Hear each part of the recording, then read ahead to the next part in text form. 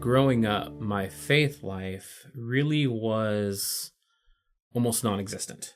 So my mom went to a school in Idaho, and she was Mormon, and that's really a lot of the faith that we had. Growing up, we went to a Christian church. I really can't tell you if it was like Episcopalian or whatever it was, but faith was more of a reason just to get out of the house. God was not even present at that moment. It was more just a social function to get us out because my mom worked overnights, and it was like, get out of the house so I can sleep. And so we just went to this small church. It was Sunday school. I mean, we really didn't know much about it. It was more just that socializing, getting to know people, hanging out with friends on Sundays. But God was the farthest thing from my mind, even at that point, even at a young age. Nor was it brought up to a point where I really understood it. I went to a craft fair with my mother at a Catholic church in Northern California, and we were in the gym, and there was a Corpus Christi. Didn't even think twice about it. It was just there. Didn't feel uncomfortable, but it didn't faze me. I still remember that, and it's interesting now that I look back, I can remember that moment. So over the years, it had a lasting impact on me. But in that moment, I really didn't even think twice about it. And I didn't really know enough of the faith and Christianity in general to even know what Catholics were at that time. The moment that I realized that God really started having an impact in my life was probably when I was around 22, maybe 23. I had my first son. I was previously married, and we were going through a divorce, and we started going to this Calvary Chapel. And it was the first time that I actually felt like I connected with the pastor. He was from Southern California, so we had this instant Californian connection. And I felt like for the first time that words actually stuck with me. What he was saying actually impacted me. And I actually, even after we got divorced, we didn't go there together anymore, but I still went just because I felt like I was getting nurtured from those words. And it was kind of helping me through that divorce, that I was actually, just latching on to what he was saying. More so, I finally started hearing that little bit of God's voice and whatever that was. And I started just going more often and just started having that slow movement of a relationship with Christ at that time. It wasn't till about, I would say, a few years later that, I started dating my wife, Kirsten, now. And it was one Christmas.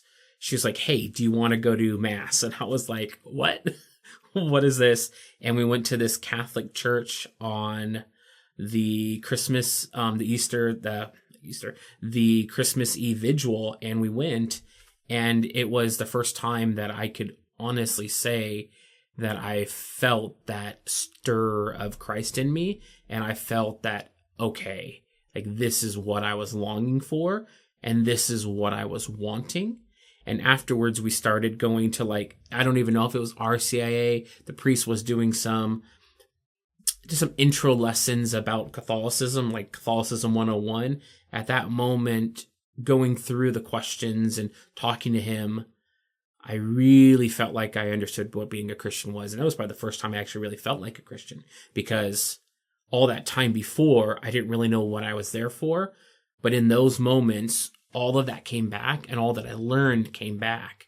And I was actually able to slightly speak to the faith a little bit. And I truly felt like a Christian at that moment, because it wasn't that God was just there for me, but I was also in that moment with God as well. I remember, when we were going through those classes and when we were in Phoenix, and I was working for a company at that time, and I had a conversation with one of the managers, and he actually went to those same classes as well.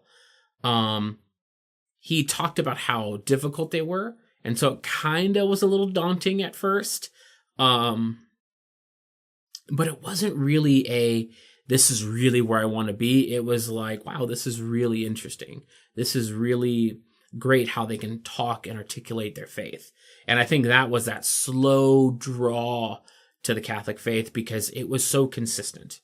Anytime he spoke, anytime anybody else spoke while we were there, it was such a continuous, consistent message.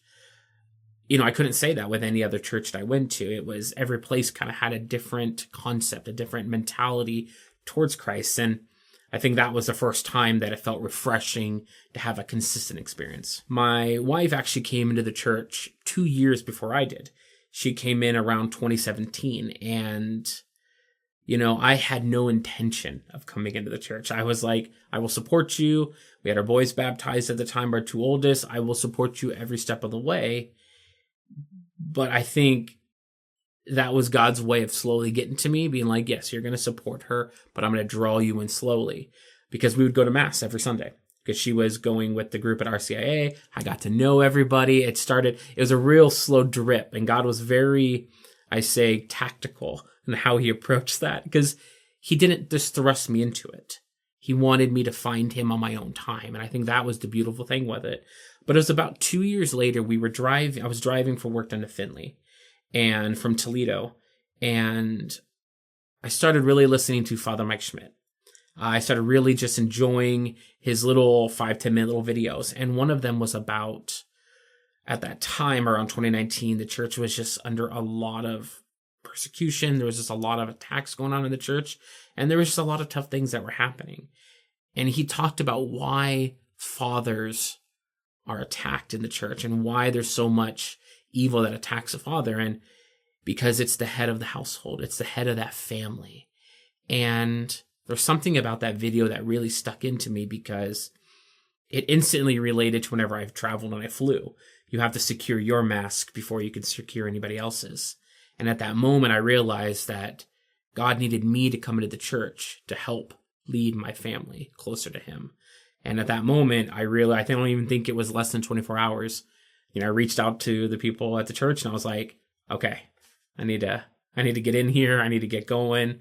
And I felt that slight stir finally, become more of just like a boil and like, I need to get in here and get going. So coming into the church at the Easter Vigil in 2019 was, I still think about that. It was incredible. It was really, really incredible. I got to witness it with my wife 2 years prior. So I kind of saw some things and understood a lot of it. But that week, I will honestly say that Holy Week was just incredible. It was just that, you think that Easter Vigil is that crescendo. But coming into that whole entire week, I committed to taking that whole entire week off from work.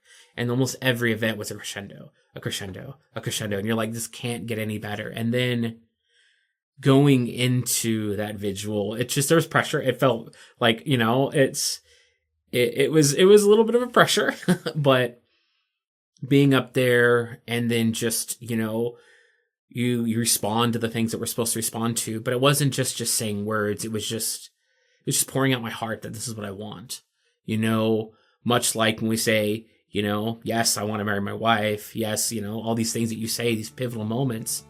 That was the biggest pivotal moment of my life, saying, yes, I want to be part of this church. Yes, I want to believe in everything that it says. It was almost kind of like, when a priest, lays down their life for the church, it's, I'm giving my life to the church. I'm giving my family to the church at that moment too. So, it was hot. It was warm. I saw chrism got in my eyes. So it was burning, but, it was, I still can remember that smell of that chrism and just that and it wasn't that end. It was just the beginning. And I think for me, that was the biggest thing. That was the beginning of that kind of fire that lit my belly, that zeal began, and it just kind of propelled me off from that point. So like a springboard.